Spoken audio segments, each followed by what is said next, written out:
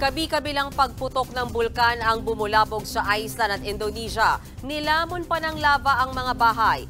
Yan at iba pa sa Frontline News Abroad ni Brian Basa. Sumisirit ang lava sa bunganga ng bulkang ito sa Grindavik, Iceland. Sa drone footage namang ito, makikita kung paanong lamunin ng lava ang mga dinaanan nitong bahay.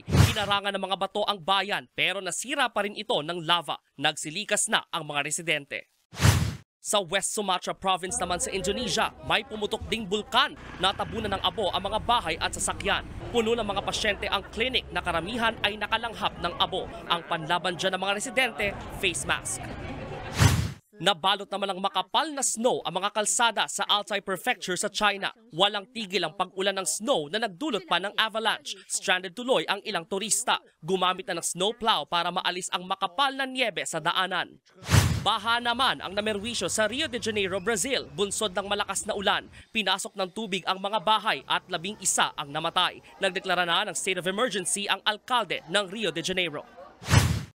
Binahari ng bayan ng Wells sa state ng Maine sa Amerika. Kita sa videong ito na tinatangay ng baha ang mga debris. Bunsod yan ng bagyong nanalasa noong nakaraang linggo. Isinara na rin ang mga kalsada.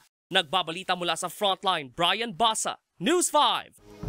Mga kapatid, may Los Baños po. Huwag magpahuli sa mga balita at impormasyong dapat ninyong malaman. Para sa mas malawak na balitaan at diskusyon, mag-follow at mag-subscribe sa social media pages ng News 5.